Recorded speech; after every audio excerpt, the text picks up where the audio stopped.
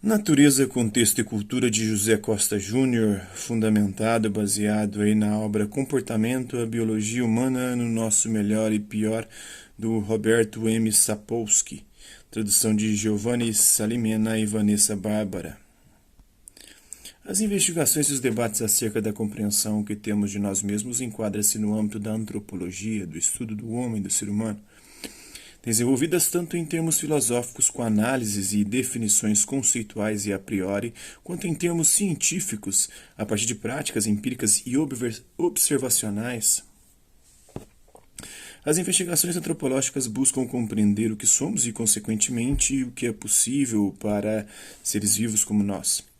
Os resultados de tais disputas e pesquisas acerca da concepção de humanidade subjazem em uma série de importantes concepções sobre a moralidade, a política, a religião, a economia e outras diversas dimensões que circundam a humanidade.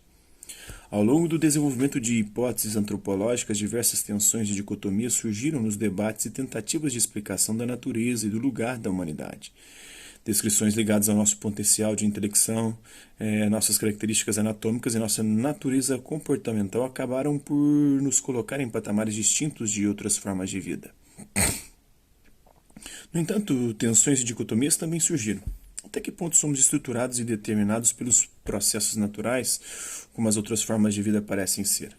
Ou cada motivo de vida e de ação que podemos chamar de cultura promove a organização da vida humana de maneira independente? Há espaço para algum grau de livre agência ou as nossas ações são determinadas por algum tipo de circunstância? A instintividade que parece regular a existência de outras formas de vida tem alguma preponderância nas existências humanas? As discussões acerca desses tópicos, os pressupostos e generalizações surgem muitas vezes sem a devida atenção ou sem uma reflexão mais detida. Afirmações como o ser humano é um animal racional ou somos naturalmente egoístas são pressupostos comuns em muitas construções teóricas para utilizarmos exemplos comuns. No entanto, existem abordagens que buscam fundamentos mais sólidos para as investidas antropológicas, como mostra a análise acerca das mudanças nas concepções de humanidade no Ocidente ao longo do tempo, desenvolvida pelo filósofo Francis Wolff, que desenvolveu uma catalogação de alguns modelos teóricos que definem expectativas quanto ao potencial humano em termos epistemológicos e morais. Necessariamente, o conceito de humanidade transborda em todos os sentidos. Transborda primeiro para a esfera do saber, onde pode servir de calção a conhecimentos diversos. Já que o homem é isso, podemos saber aquilo. Mas transborda também para a esfera social, onde pode servir a interesses práticos diversos e contribuir para justificar ideologias morais ou políticas.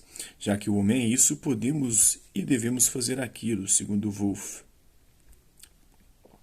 Segundo a sua catalogação, tais modelos partem do animal racional de Aristóteles, passando pela substância pensante estritamente unida a um corpo, de René Descartes, pelo sujeito que está sujeito às estruturas históricas, sociais e econômicas próprias das ciências humanas do século XX, século XIX, XX, chegando ao animal como os outros, revelado pela biologia evolutiva e pelas neurociências, na visão proposta por Charles Darwin, e que encontra cada vez mais desenvolvimentos em meados do século XXI.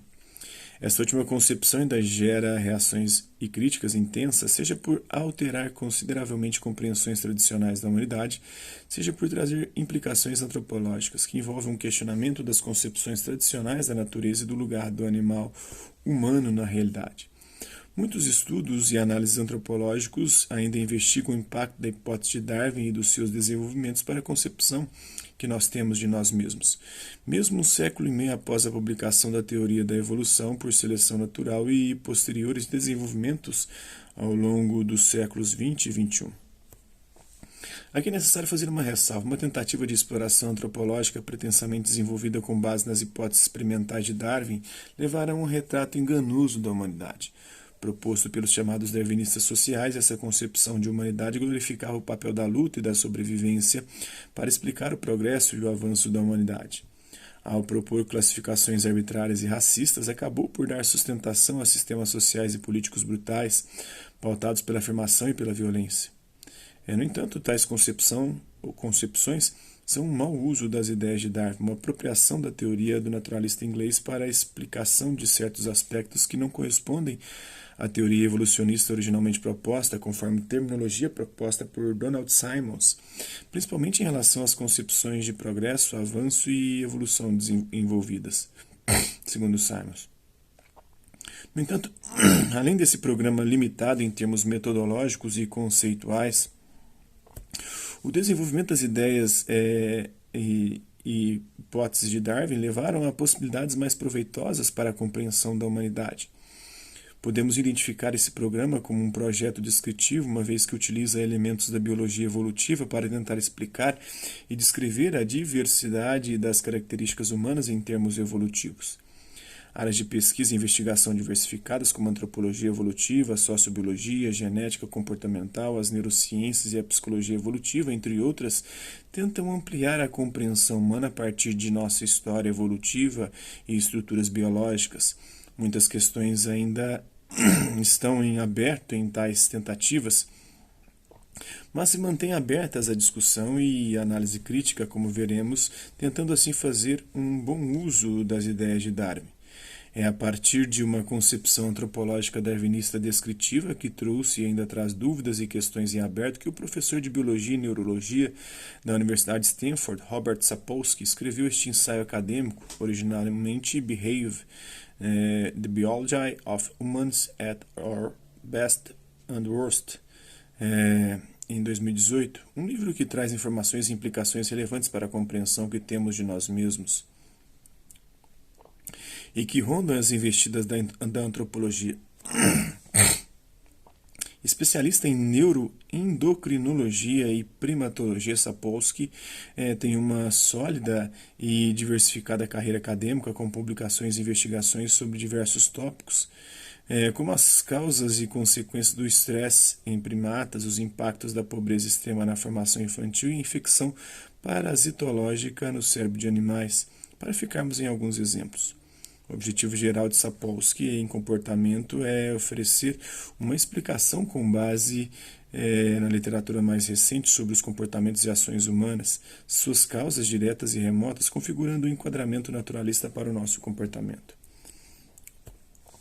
Muito antes da ação. O livro tem duas partes. Na primeira, o autor parte do que ocorre em nosso cérebro, um segundo antes de um determinado comportamento, recuando minutos, horas, dias, meses, anos e até ao nosso nascimento, a nossa estrutura genética, a nossa evolução, milênios.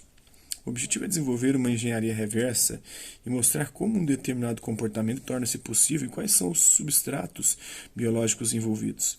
Sapolsky recorre à neurologia, à psicologia, à endocrinologia, à genética e à biologia evolucionista, entre outras áreas específicas, para explicar traços comportamentais humanos em relatos detalhados e informativos sobre cada uma das áreas. O livro também traz 3 apêndices com pequenos textos introdutórios sobre neurociência, endocrinologia e genética para os leitores pouco familiarizados com tais ciências. Na introdução, o autor nos explica que o livro explora a biologia da violência, da agressividade e da competição, os comportamentos e os impulsos por detrás delas, os atos de indivíduos, grupos e estados e quando são coisas boas e más.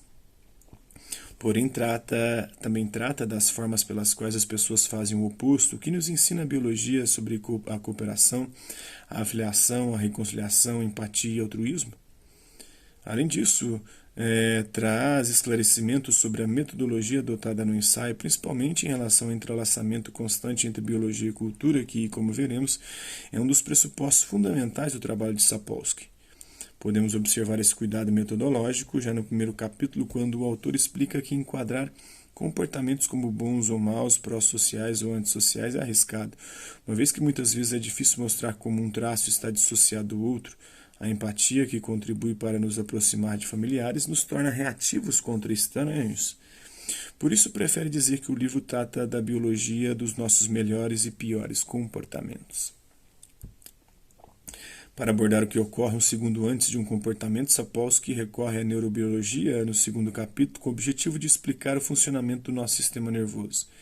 Destaca as 3 camadas que compõem o cérebro humano e a sua evolução, juntamente com as distinções entre o sistema límbico, o mais antigo, e o córtex, mais recente, e o papel da amígdala na agressividade e no medo. traços comportamentais muitas vezes conectados entre si.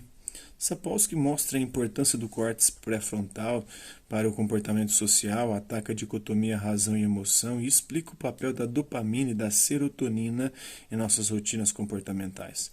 Porém, destaca que não é no cérebro que um comportamento começa.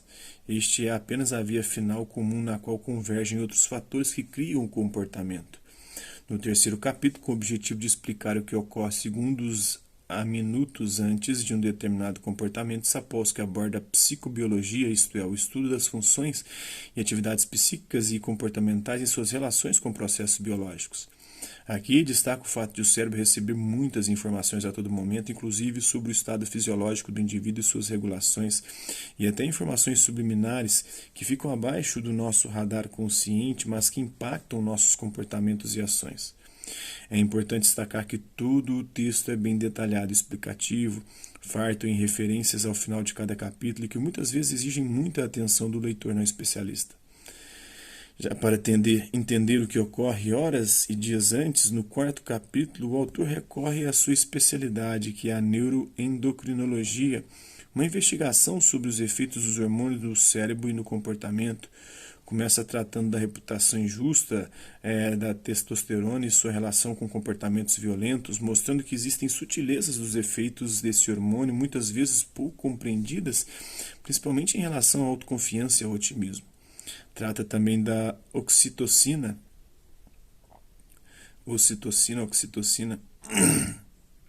conhecida no senso comum como hormônio do amor, mas que tem conexões além da pró-sociabilidade, como no caso das reações aos estranhos. Por fim, aborda o estresse a partir da perspectiva da neuroendocrinologia, mostrando como precisamos da quantidade certa das tensões causadas pelo estresse para nos mantermos vivos. Porém, em excesso, o estresse pode ser prejudicial no longo prazo. Ampliando a distância no tempo antes de uma ação para dias a meses antes, Sapolsky aborda no quinto capítulo os modos a partir dos quais a plasticidade neural acontece, promovendo mudanças na estrutura do nosso cérebro. Aborda também outros elementos da plasticidade neuronal, como a neurogênese e o papel das experiências em tais mudanças. As análises aqui buscam explicar como a memória e o aprendizado envolvem atividades neurobiológicas que os tornam possíveis, mostrando também que nosso cérebro pode se transformar sempre, alterando também nossos comportamentos, ações e práticas. O sexto capítulo aborda a adolescência humana, cujo título é irônico: Onde está o meu córtex frontal? Primeiramente, temos um questionamento sobre a realidade da adolescência, isso é, se trata de apenas uma construção cultural do Ocidente ou de um período que retrata uma etapa específica no desenvolvimento neurobiológico. Sapolsky dá exemplos práticos do nível de amadurecimento cortical nessa etapa da vida, explicando a existência de mudanças da cognição na adolescência e a inclinação dos adolescentes para o risco.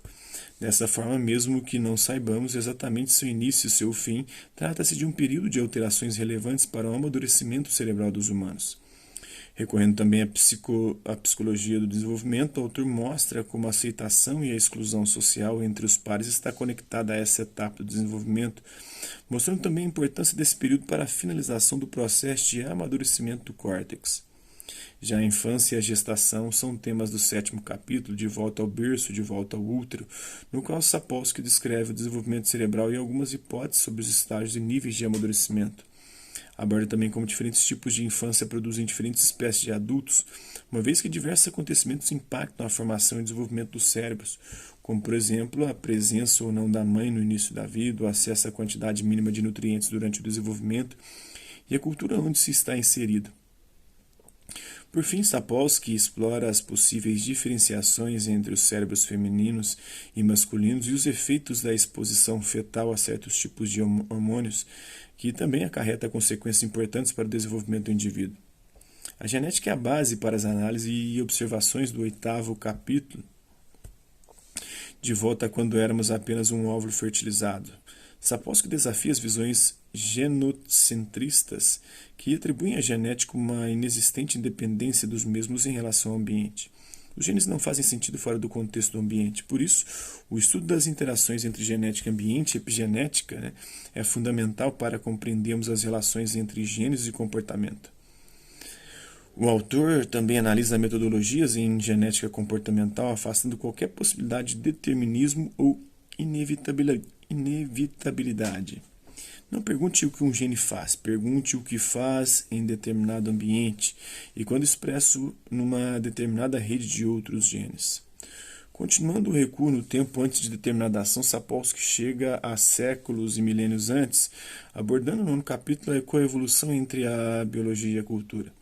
Temos aqui um exame dos padrões sistemáticos das variações culturais em relação aos comportamentos humanos, além de uma exploração das formas como diferentes tipos de cérebro produzem culturas diferentes e também de como diferentes tipos de cultura produzem cérebros diferentes. De modo geral, trata-se de uma análise do papel da ecologia na formação das culturas. Sapolsky desenvolve um diálogo com as hipóteses filosóficas de Thomas Hobbes e Jean-Jacques Rousseau acerca da natureza da sociabilidade humana. Segundo o autor, a nossa evolução foi pautada por uma mistura dos dois, variando de acordo com a ecologia em que determinada cultura está inserida. No último capítulo da regressão proposta por Sapolsky para compreender o comportamento humano, chegamos à evolução do comportamento, no 10º capítulo. Sapolsky explica como a evolução moldou traços comportamentais, porém sem o reducionismo tradicional exposto em muitas obras de divulgação científica. O autor explora os ricos debates em filosofia da biologia acerca do nível, genes, grupos, indivíduos, vários níveis, e do modo, adaptacionismo ou gradualismo, em que a seleção natural atua para mostrar como a explicação evolutiva de certos traços comportamentais envolve complexidades muitas vezes pouco consideradas. Mais uma vez, Sapolsky ressalta que utilizar a evolução como categoria isolada ou agente causal bem definido para explicar um traço comportamental humano pode ser pouco proveitoso e uma opção limitada em termos metodológicos. Dessa forma, defende mais uma vez sua visão integradora dos vários elementos biológicos que subjazem à complexidade do nosso comportamento, afastando o reducionismo mais uma vez.